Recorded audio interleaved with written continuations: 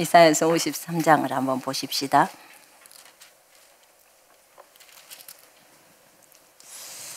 (53장) 1절부터 12절까지 우리 같이 한 목소리로 같이 읽으십시다. 시작. 우리가 전한 것을 누가 믿었느냐? 여호와의 팔이 누구에게 나타났느냐? 그는 주 앞에서 자라나기를 연한 순 같고 마른 땅에서 나온 뿌리 같아서 고운 모양도 없고 풍채도 없은즉 우리가 보기에 흠모할 만한 아름다운 것이 없도다. 그는 멸시를 받아 사람들에게 버림을 받았으며 강고를 많이 겪었으며 질고를 아는 자라. 마치 사람들이 그에게서 얼굴을 가리는 것 같이 멸시를 당하였고 우리도 그를 귀히 여기지 아니하였도다. 그는 실로 우리의 질고를 치고 우리의 슬픔을 당하였거늘 우리는 생각하기를 그는 징벌을 받아 하나님께 맞으며 고난을 당한다 하였노라. 그가 찔림은 우리의 허물 때문이요 그가 상함은 우리의 죄악 때문이라. 그가 징계를 받음으로 우리는 평화를 누리고 그가 채찍에 맞음으로 우리는 나음을 받았도다. 우리는 다 양 같아서 그릇 행하여 각기 제 길로 갔거늘 여호와께서는 우리 모두의 죄악을 그에게 담당시키셨도다. 그가 곤욕을 당하여 괴로울 때에도 그의 입을 열지 아니하였으며 마치 도수장으로 끌려가는 어린 양과 털 깎는 자 앞에서 잠잠한 양같이 그의 입을 열지 아니하였도다. 그는 곤욕과 신문을 당하고 끌려갔으나 그 세대 중에 누가 생각하기를 그가 살아있는 자들의 땅에서 끊어짐은 마땅히 형벌받을 내 백성의 허물 때문이라 하였으리요.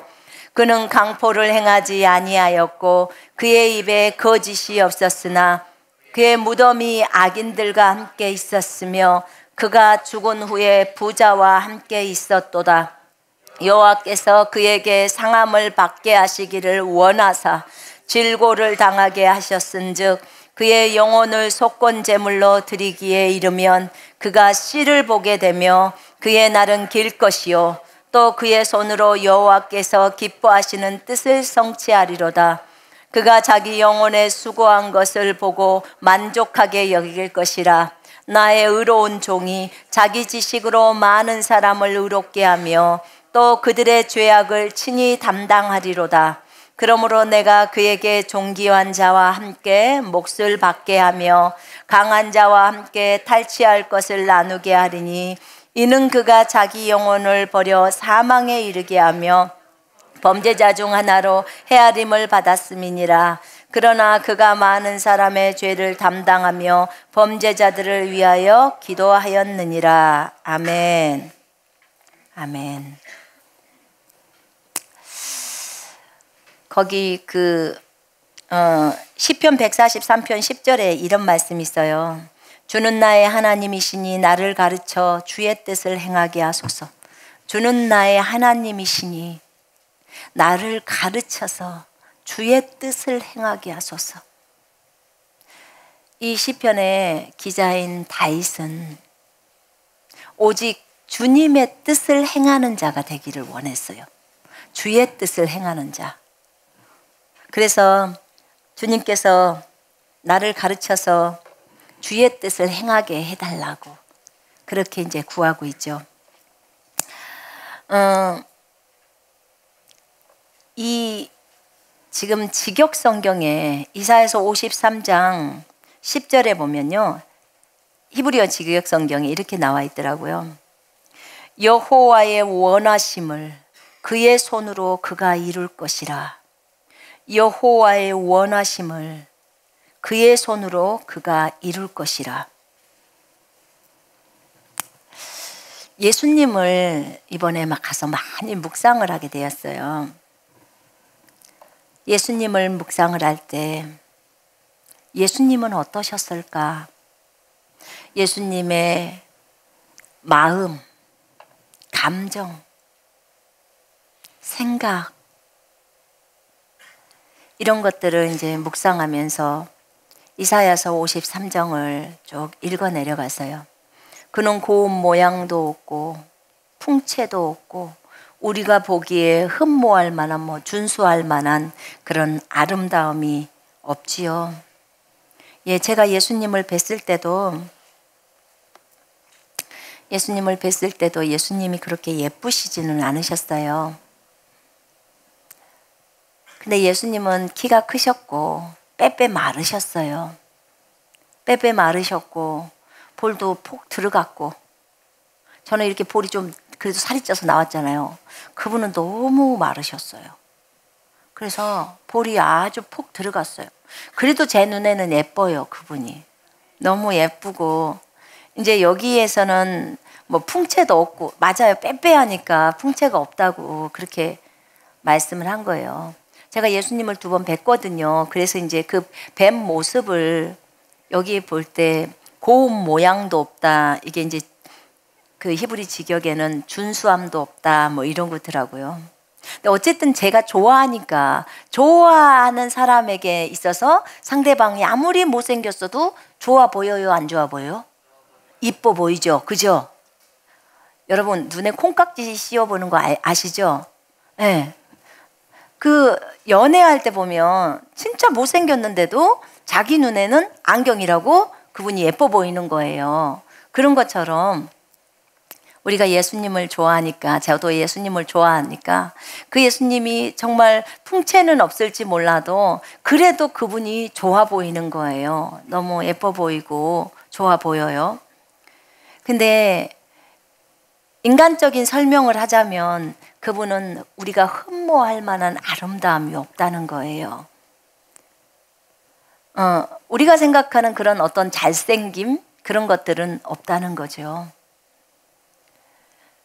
그리고 그분은 멸시를 받아 사람들에게 버림을 받았으며 강고를 많이 겪었으며 질고를 아는 자라. 예수님이 하나님이시잖아요. 예수님은 하늘에서 완전히 어마어마한 분이셨습니다. 진짜 그분의 눈에서는 레이저 불꽃이 나오고, 그분의 입에서는 양날성 칼이 나오고, 말을 하면 맑은 물소리가 같이 폭포에서 떨어지는 그런 소리처럼 들린단 말입니다. 그리고 발은 노새발처럼, 그리고 여기에는 정금 띠를 두르고 계시는 분. 머리는 하얀 양모같이, 나이는 얼마인지도 몰라요. 그 어마어마하신 하나님이 이 땅에 오셔서 사람들에게 멸시를 받아요. 멸시를. 근데 그 사람 누가 만들었냐면요, 예수님이 만들었어요. 본인이 창조주인데 피조물들한테 완전히 정말 멸시를 받는 거예요. 존중이라고는 정말 볼 수가 없을 만큼 이 땅에서 그렇게 많이 멸시를 받으셨죠. 강고를 많이 겪었으며, 이게 지금 슬픔이거든요.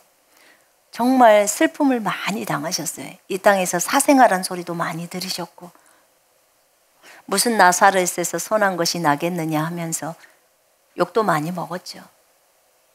오직하면 돌에 맞아서 죽을 뻔하지 않았습니까?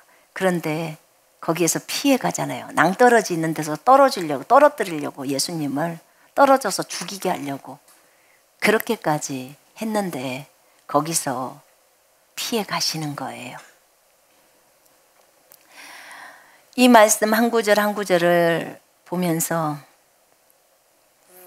그 주님을 묵상해 보게 되었어요. 우리가 우리의 얼굴을 가리는 것처럼 그분을 너무나 멸시했고, 그분을 멸시할 뿐만 아니라 조롱도 하죠. 그런데 우리 주님의 반응이, 여기서 저는 굉장히 관심과 주목을 가졌던 게 우리 주님의 반응이었어요. 정말 우리는 주님을 귀하게 여기지 않았고, 저도 예전에 예수 믿기 전에도 정말 예수님, 저도 아마 욕을 했을 거예요. 분명히.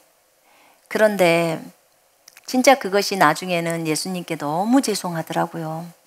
그분의 마음을 내가 너무 아프게 해드렸구나. 그런데도 그분은 저에게 그렇게 저를 완전히 이렇게 내몰지 않으셨는데,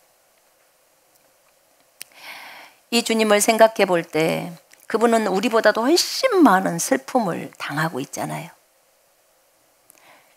여러분, 지금 우리 주님은 하늘나라에서 굉장히 편할 것 같지만 그분 우리를 위해서 중보하고 계십니다. 여러분, 중보 기도가 얼마나 힘이 든 기도라는 걸 여러분 아실 겁니다. 일반적인 기도는, 저는 주님하고 이렇게 대화식 기도를 하는 걸 되게 좋아하기 때문에 이건 하나도 안 힘들어요. 10시간을 그분하고 교제를 해도 아주 안 힘듭니다. 그런데 제가 중보 기도를 딱 시작을 하잖아요. 그러면 진짜 힘이 들어요. 중보는 전쟁을 딱 선포하고 들어가는 거예요. 그리고 이 한 영혼이 주님께로 돌아오기를, 한 나라가 주님께로 돌아오기를 위해서 딱 작정을 하고 들어가는 기도예요. 그래서 중보 기도를 할 때 창자가 끊어지는 아픔도 느껴보고요. 진짜 배가 아파서 더 이상 소리를 낼 수 없을 만큼 힘이 들기도 해요. 그런데 예수님은 하늘나라에서 여전히 우리를 위해서 중보하고 계십니다. 그분이 놀고 있는 게 아니에요. 네, 여러분 한번 생각해 보세요. 그 주님이 전 세계에서, 한 나라에서, 전 세계인데 한 나라에서 하루에 한 10,000명만 주님에 대해서 욕을 한다고 해도 전 세계 212개국의 나라에서 10,000명씩 욕이 올라오면 몇 명이요? 계산이 안 됩니다. 그것 듣고 계시는 거예요. 그런데도 그 사람들에 대해서 주님이 그냥 바로 때리거나 그러질 않아요. 그것도 오늘만 듣는 게 아니고 1년 365일 내리갑니다. 이런 주님의 상태를 한번 생각해 보게 됐어요. 참 슬프겠다. 이렇게도 세상에서 많은 사람들이 자기에 대해서 욕을 하고 있는데, 그리고 툭하면 삿대질이고 툭하면 살았네 죽었네 하면서 주님을 다 그렇게 말하잖아요. 이 땅에서 뿐만 아니라 주님은 저 하늘에서도 그 욕을 듣고 계시는구나, 그걸 생각해 보게 되었습니다.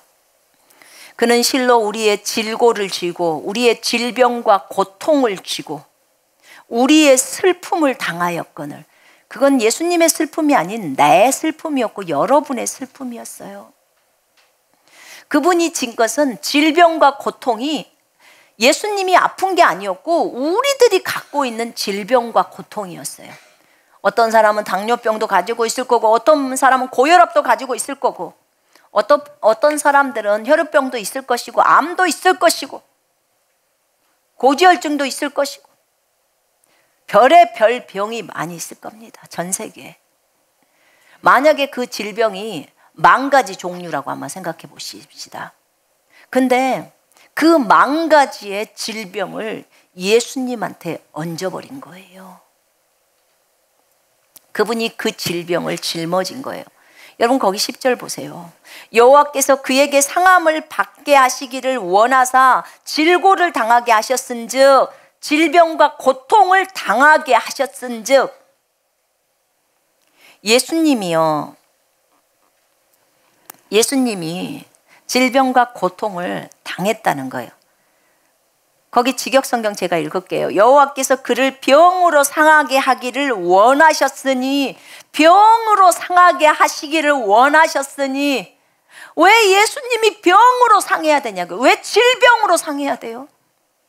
그분이 이 땅에서 질병이 하나도 없으셨는데 왜 십자가에서는 모든 질병이 예수님한테 다 가야 됐냐, 그 말이에요. 무엇 때문에요? 전 인류의 질병이에요. 그게 암이든 그게 감기든 그게 당뇨병이든 고혈압이든 그 질병이 전부 주님께로 가서 주님을 상하게 하는 것이 아버지의 뜻이었대요. 그게 하나님 아버지의 뜻이었다는 거예요. 참으로 주님은 아버지의 뜻을 이루기를 원하셨어요. 너무나 원하셨어요. 여러분, 예수님은요, 우리 때문에, 우리의 허물 때문에 찔렸습니다. 여러분과 저의 허물이에요. 잘못이죠, 죄악이죠. 그분이 상한 것은 우리의 죄악 때문이에요. 우리는 많이 이 말씀을 묵상하고 암송합니다. 근데 내 죄 때문에 저분이 찔림을 당해야 돼. 창이 가서 그대로 예수님의 옆구리를 찔러버립니다. 여러분, 창이 여러분의 옆구리를 뚫는다고 한번 생각을 해보세요. 그 뾰족한 창이 살을 뚫고 들어가서 그 장기를 뚫어버리는 거예요. 뭐 때문에요? 내 죄 때문에요. 내 죄악 때문에. 하나님 아버지는 공의 하나님이십니다. 분명히 죄에 대해서는 반드시 징계를 내려야 돼요. 반드시 대가가 지불되어야 돼요. 어떤 대가? 사망이라는 대가, 죽음이라는 대가를 지불해야 되는 거예요. 그래야 공의의 하나님이신 거예요. 근데 그 아버지의 공의를 만족시키기 위해서 예수님이 내려오신 겁니다. 어떻게 해야 저 인류의 죄악을, 저 인류가 갖고 있는 질병을 해결해야 되나? 본인이 만드셨기 때문에, 예수님이 사람을 만드셨기 때문에 거기에 대한 책임을 가지고 이 땅에 내려오신 거예요. 그분이 징계를 받으셨습니다. 저는 이 부분을 이번에 보면서, 우와, 예수님이 징계를 받았구나. 우리가 보통 잘못하면, 하나님 앞에 잘못하면 징계받지요? 하나님 앞에 잘못을 하게 되면, 주님 잘못했습니다, 용서해 주세요, 용서해 주세요. 한 번, 두 번 용서해 주십니다. 계속해서 나가면 이제 매가 들어옵니다.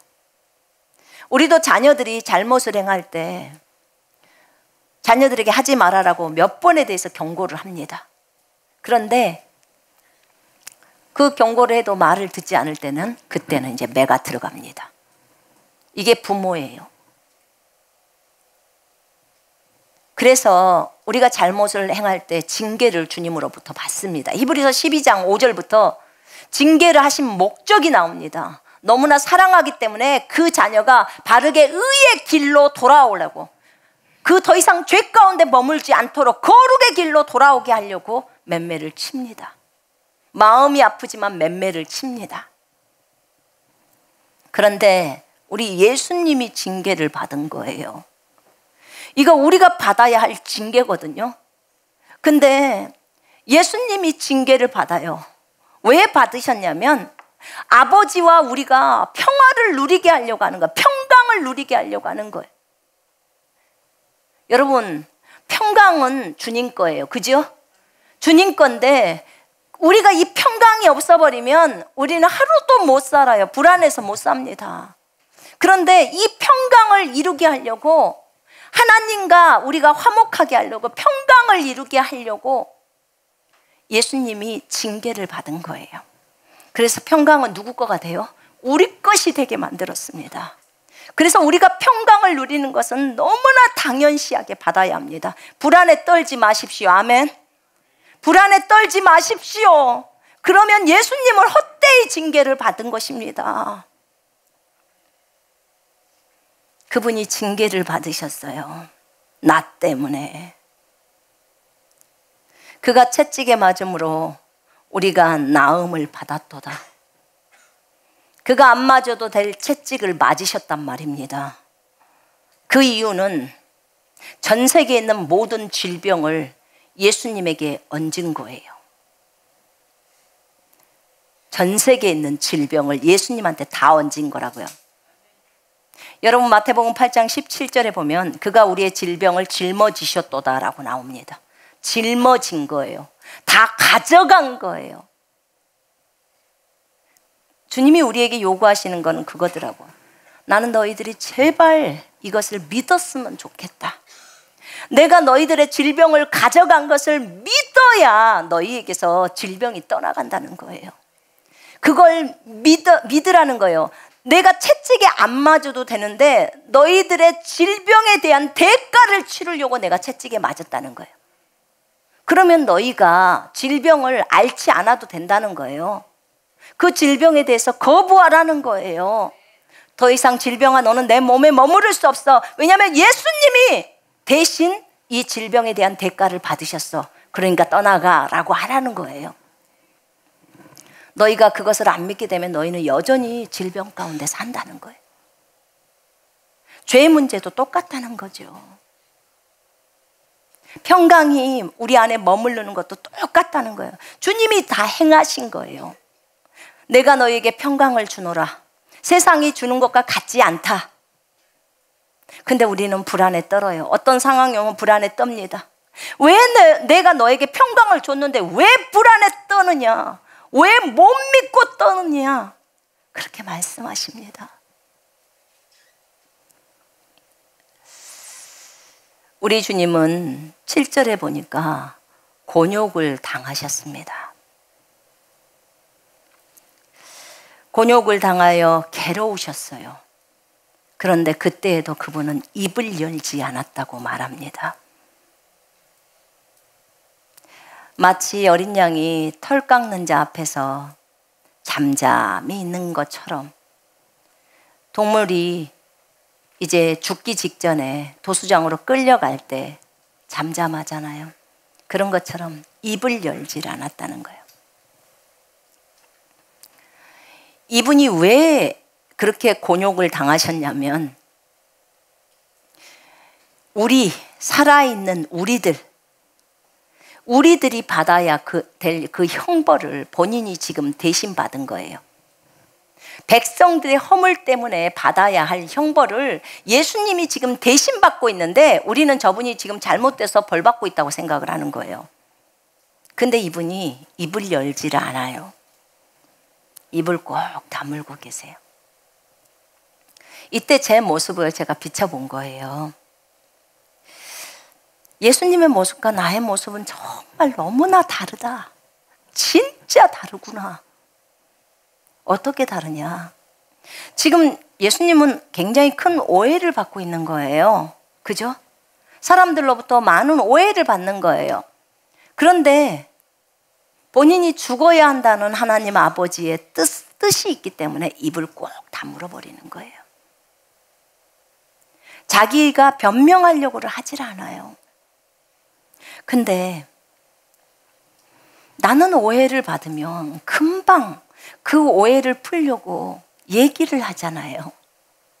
내가 그렇지 않는 것을 드러내려고 얼마나 이해를 씁니까? 나를 대변하려고 하죠. 근데 예수님은 억울하셨겠지만 그 억울함을 묵묵히 견뎌내셨어요. 견디신 거예요.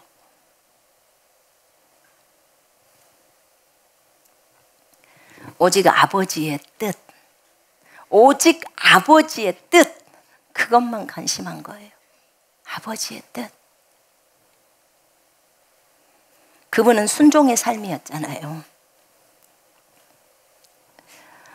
오직 아버지의 뜻이 본인을 통해서 성취되기를 원하신 거예요. 본인이 아버지의 뜻을 이루어야겠다는 그것밖에 없었던 거예요. 예수님 요한복음을 제가 강의를 하는데 거기서도 동일해요. 오직 예수님의 관심사는 아버지의 뜻을 이루는 거예요. 아버지의 뜻. 예수 그리스도, 그분은 오직 아버지의 뜻을 성취하려는 그런 계획만을 갖고 그런 마음만을 가지고 그 마음에 그 아버지의 뜻을 이루려고 하는 것에 집중했단 말입니다. 그러면 나는 예수 그리스도의 기뻐하시는 뜻을 성취하기 위해서 그것에 집중하고 있는가? 제가 이제 그걸 보는 거예요. 여러분은 어떠십니까? 여러분에게 향하신 하나님의 뜻, 예수님의 뜻, 여러분은 그 뜻을 이루려고 여러분의 온 마음과 생각을 집중하고 있습니까? 여러분, 우리는 우리가 무엇인가에 집중하면 그것의 마음을 빼앗기게 돼 있습니다. 무엇인가에 집중해 보십시오. 그럼 그것의 마음이 뺏겨버려요. 내 마음이 뺏겨요. 내가 영화에 집중하면 영화에 내 마음이 몰입이 되고 뺏겨버려. 마음이 온통 영화에 가 있어. 어떤 사람에게 내 마음이 뺏기면 그 사람에게 계속 집중돼 있어요. 그런 것처럼 우리가 예수님을 집중하면 예수님께 내 마음이 뺏겨요. 말씀에 집중해 있으면 그 말씀에 내 마음이 뺏긴다, 그 말입니다. 진짜 주님이 원하는 것은 우리가 주님께 마음을 뺏기기를 원하잖아요. 그리고 주님이 우리에게 하라는 그 일에 집중되어져야 합니다. 주님이 어린애들한테 그걸 주님의 뜻을 성취해달라고 요구하지 않으십니다.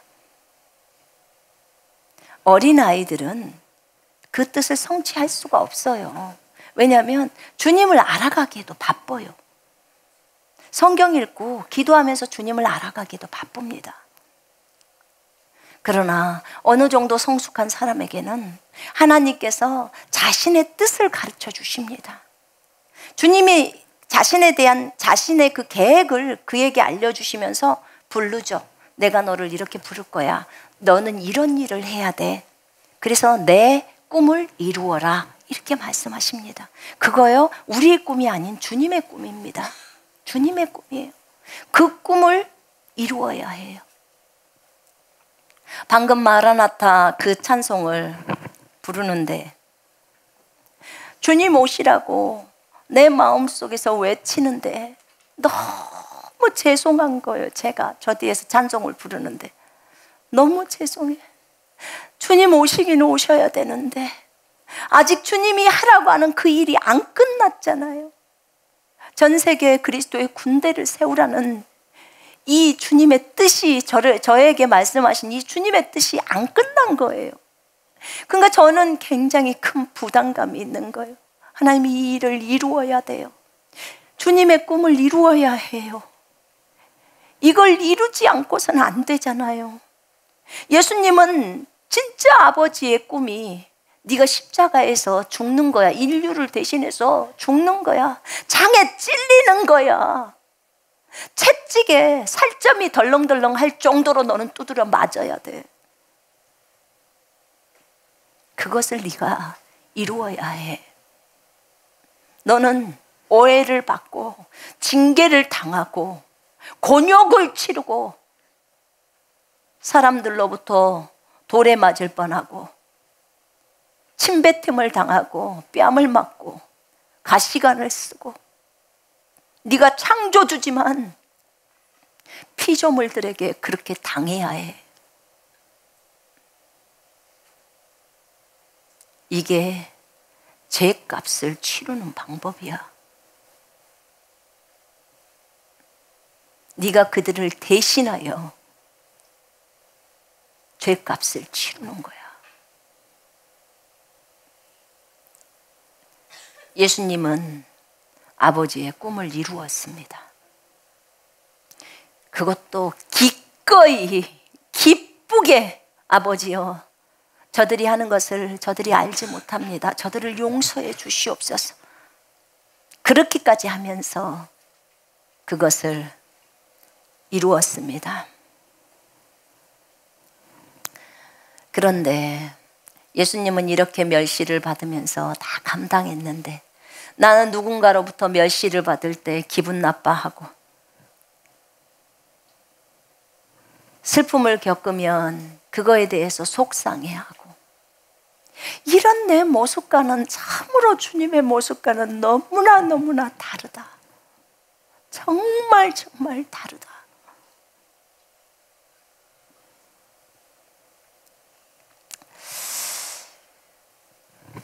우리가 자기 부인에 대해서 말을 많이 합니다. 저희 교회를 얘기할 때 어제 그러더라고. 자기 부인이라는 말을 많이 한대요. 근데 여러분 한 가지 잘 알아야 돼요. 왜 우리가 자기 부인을 필요로 하냐면 우리가 영이라서 그래요. 영의 삶은 어떻게 살아요? 영들은 어떻게 살죠? 용서하고 살아요. 영들은 어떻게 살아요? 믿음으로 살아요. 영들은 기뻐하고 살아요. 영들은 사랑으로 삽니다. 근데 그 영들이 그렇게 안 살려고 하니까 네가 인간이라는 것을 버려. 네가 인간이라는 생각을 버려. 인간은 용서 못해. 인간은 절제 못한다고. 그러니까 인간이란 생각을 버려. 너는 영이야. 너는 신들이야. 너는 하나님의 아들, 딸들이야. 아들, 딸들은 용서하고 절제하고 믿음으로 온유하면서 품어주고 다 그렇게 살아가는 거야. 그것을 가르치는 거예요. 왜 자기 부인을 하라고 하는지 아시겠죠? 나는 자기 부인해야 돼. 나는 자기 부인해야 돼. 나는 너무 힘들어. 나는 자기 부인해야 돼. 천만의 말씀이에요, 여러분. 뭘 몰라요? 아직도 본인이 계속적으로 나는 인간이야, 나는 인간이야. 그러니까 어쩔 수 없어. 나는 성질 내야 돼. 나는 이렇게 살아야 돼. 라고 인정하는 것을 버리라는 거예요. 그걸 버리라고 하는 거예요, 여러분. 네가 영이면 영인 것을 제발 알아라. 네가 신들이면 신들인 것을 알아라. 왜 신들이 사람처럼 살다가 죽어야 하느냐? 왜 사람의 방식과 전통을 따라 살다가 죽어야 하느냐? 내가 너희를 하나님의 아들, 딸들로 만들었는데 왜 하나님의 생명을 갖고 그렇게 인간들처럼 그렇게 사느냐? 시기 질투하면서 사느냐? 그걸 얘기하는 거예요. 목적이 자기 부인이 아니에요, 여러분. 네가 영이니까 영처럼 살으라는 겁니다. 아멘. 영생을 가진 하나님의 아들, 딸들이 이렇게 살아야 한다는 것을 알려주는 거예요. 그래야 신의 영역에서, 영의 영역에서 살아가는 거예요. 계속 육신을 따라서 사는 것이 하나님이 기뻐하는 삶이 아니잖아요. 아니잖아요. 버릴 때 그냥 다 버려버리고 가야죠. 아니니까 이게 본래 내 모습이 아니야. 진짜 본래 모습은 하나님이 나를 거듭나게 했으니까 내가 이 땅에 하나님의 생명을 가지고 이 땅 지구에서 근무하면서 사는 거니까, 그리고 근무가 끝나면 본국인 천국으로 가는 거니까 내가 진짜 신들처럼 살아야겠구나. 내가 신이면서 왜 신이란 생각을 못하고 살까? 내가 왜 다른 불신자 인간들하고 똑같이 그런 인간들이라고 생각하면서 살아갈까? 이거 버리라는 거예요. 그걸 자기 부인이라고 말하는 거지. 여러분한테 자기 부인해야 된다, 자기 부인해야 한다 하면서 여러분들을 무슨 억압이나 힘을 들이게 하려고 하는 게 아니에요. 생각이 바꿔져야 된다는 거예요. 생각을. 신들이 사는 방식들을 설명했잖아요. 성령의 9가지 열매가 그거기 때문에. 왜냐하면 지금 예수님이 이사야서 53장에서 하는 모습들이 이게 신들이 하는 모습이에요. 곤욕을 당해도 입을 열지 않아요. 자기를 변명하고 막 드러내려고 막 애쓰지 않아요. 그 모습이 다른 사람을 위해서, 자신이 만든 그 피조물들을 위해서 그들 때문에 그들의 죄값을 본인이 감당하고 그들이 겪어야 할 고통, 우리가 겪어야 할 고통을 그분이 대신 짊어지고 가는 거예요. 신들의 사랑에서 최고의 극치예요, 여러분.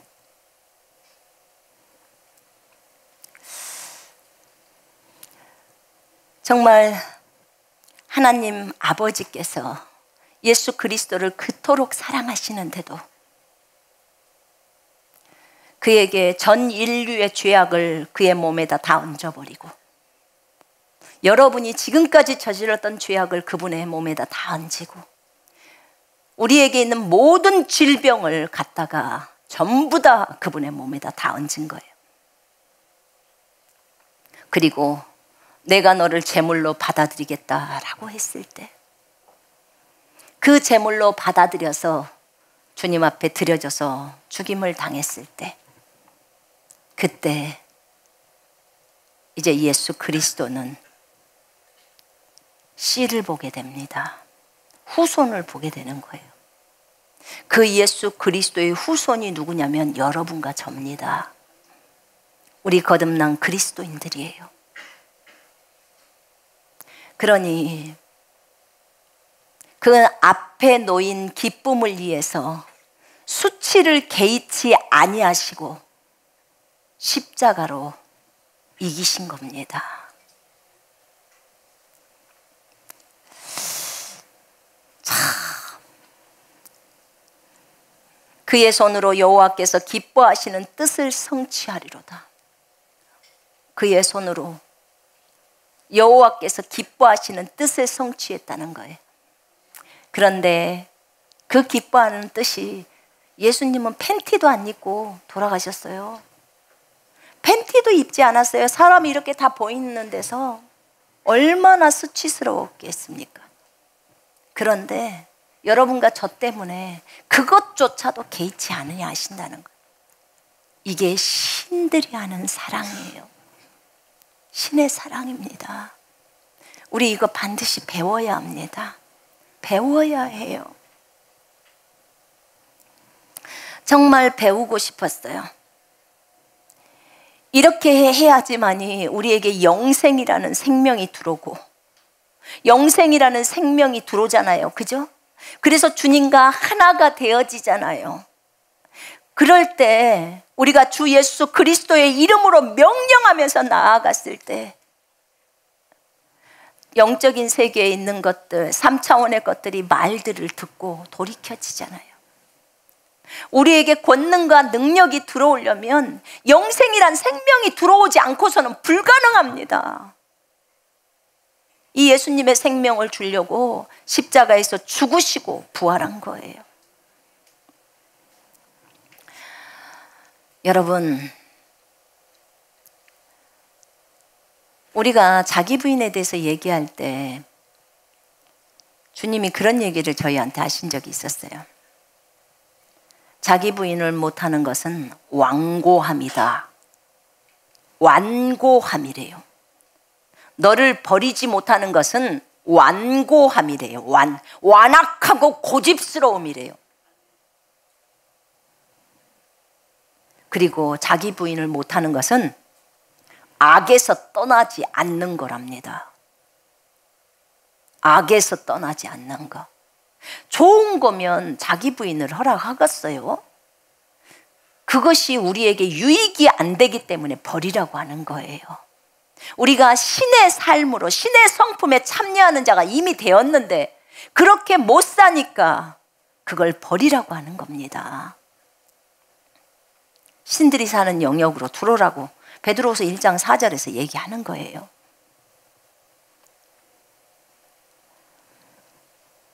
여러분, 형제를 위해서 목숨을 버리는 것은 가장 깊은 사랑이에요. 형제를 위해서 목숨을 버리는 거, 그걸 큰 사랑이라고 예수님은 말씀하셨습니다. 저는 이번에 저 자신을 돌아보면서 버려야 할 것들이 무엇일까 보니까 참 많더라고요. 네 마음에서 악을 다 버려라 이러셨어요. 네 마음에서 악을 다 버려라. 악에서 떠나라. 교만하지 마라. 위선을 떨지 마라. 마음을 더 넓혀라. 주님의 마음을 기억해라. 저 사람을 대할 때 어떻게 하는 것이 저 사람에게 유익이 되는지를 생각을 해보라는 거예요.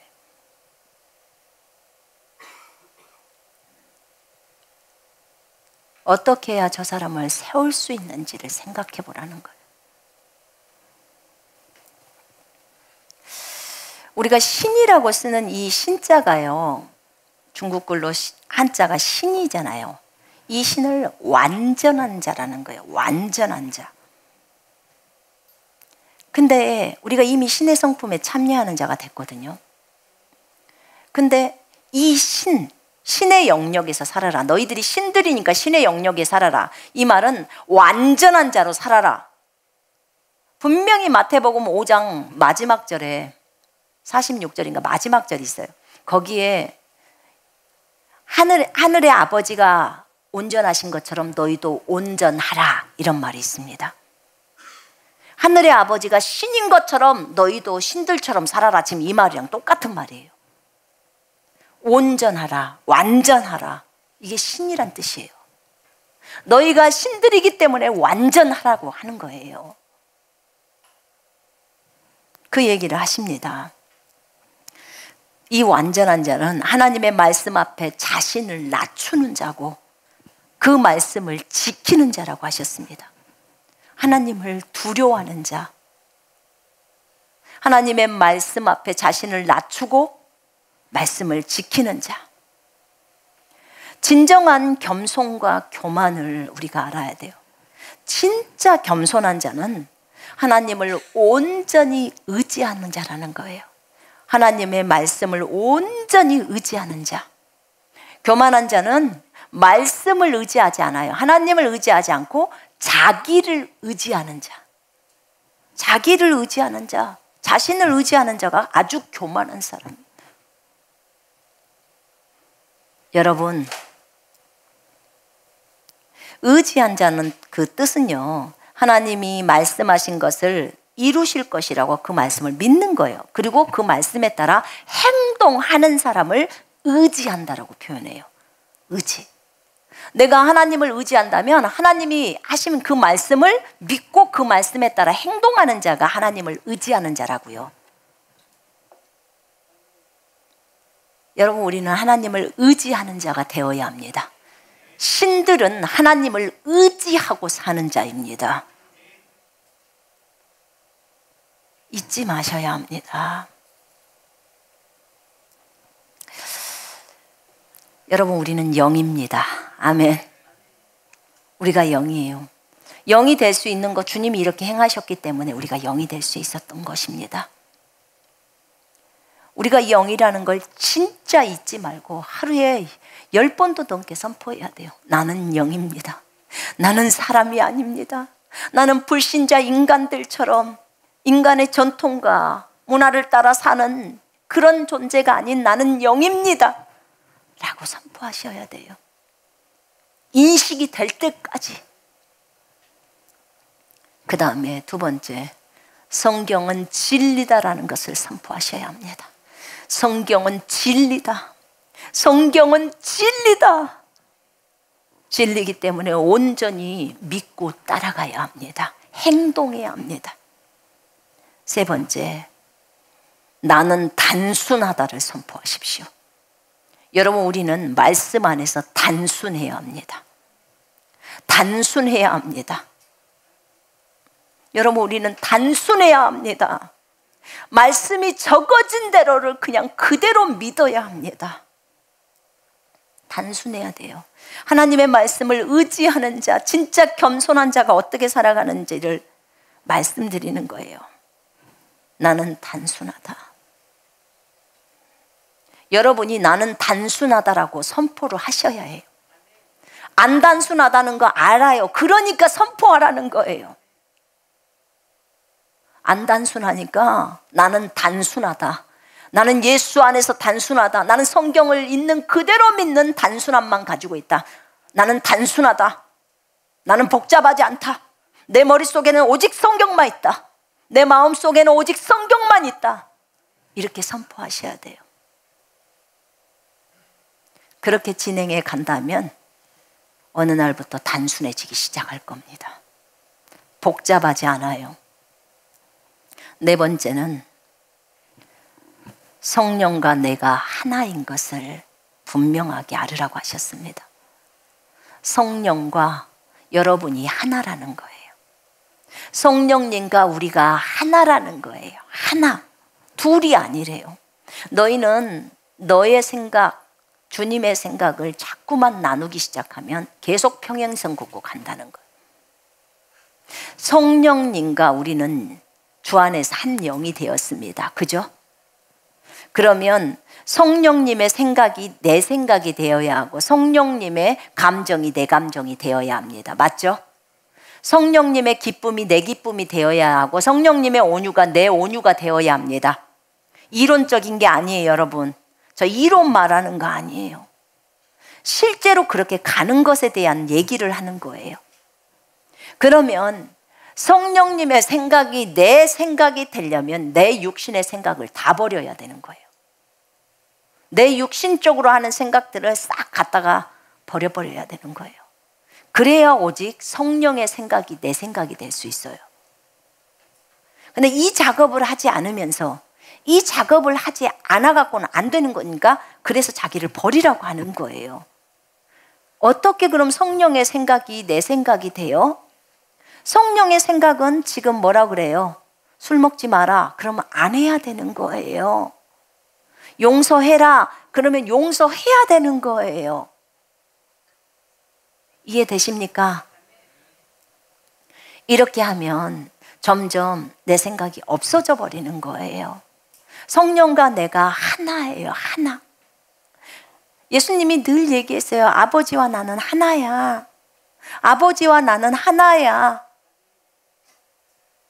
우리가 육체로 볼 때는 제자들이 다 예수님 떠나버렸잖아요. 다 몰라요 하고 다 가버렸어요. 예수님 십자가에 달릴 때. 그러기 전에 예수님이 그래요. 너희가 오늘 나를 다 버리고 갈 거다. 그런데 나 혼자 아니야. 아버지가 나랑 함께 있어. 아니 3차원에서 볼 때는 혼자인데요. 근데 예수님은 아니라는 거야. 본인은 아버지랑 함께 있다는 거예요. 이 생각을 가지라는 거예요, 주님이. 나는 진짜 혼자가 아니야. 너희는 맨날 보는 대로만 생각하지. 아니라니까. 네가 혼자 방에 있다고 하지만 너 혼자 아니야. 이미 내가 너와 함께하고 있어. 그리고 천사도 있고 네 눈에만 안 보이는 것뿐이야. 3차원의 생각이 다가 아닙니다. 아멘. 3차원에 보이는 환경이 다가 아니에요, 여러분. 이거 훈련해야 합니다. 주님이 알려준 것들이에요. 이 네 가지가 우리에게 있어야 된다는 거예요. 네가 영이라는 걸 알아라. 나는 영이다. 그래서 매일 선포해야 된다는 거. 나는 영이다. 성경은 진리다. 그렇기 때문에 나는 진리만을 따른다. 나는 그리스도 안에서 단순하다.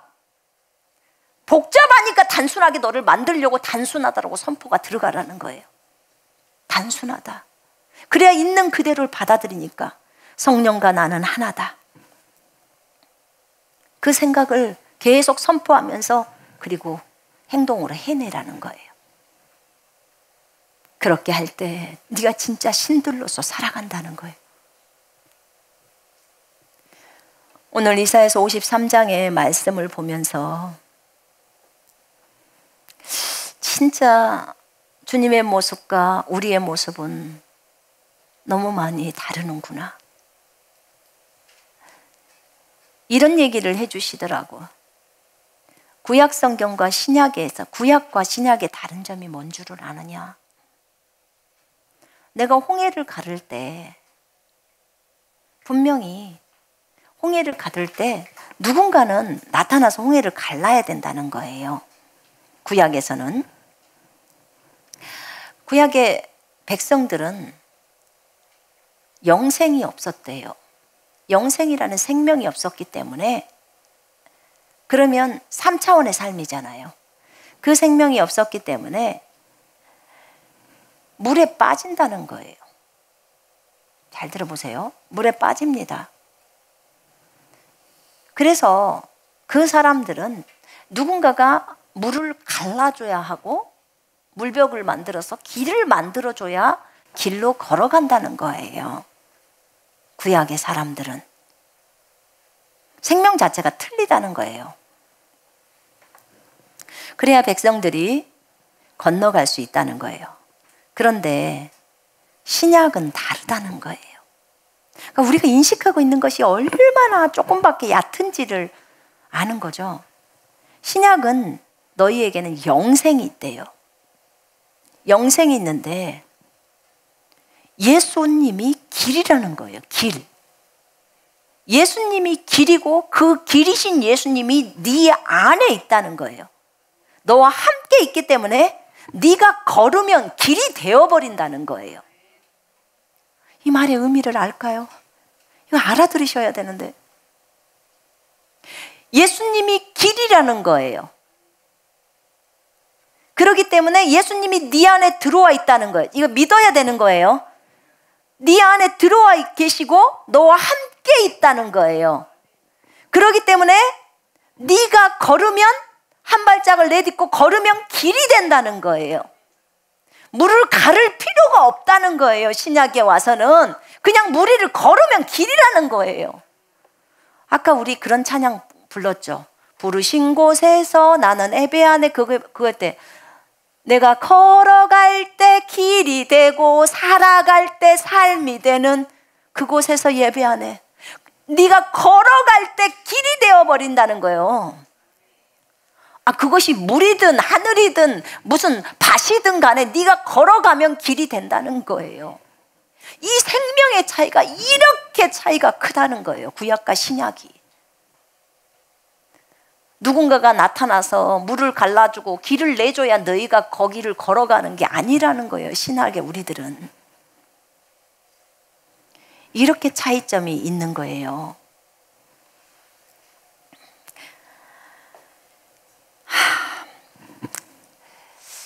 우리가 말씀을 너무나 제대로 모르는구나. 그리고 그 말씀을 많이 묵상하지 않는구나. 그 말씀을 많이 선포하지 않는구나. 그리고 그 말씀대로 행동에 옮기지를 않는구나. 결론이 이거였어요.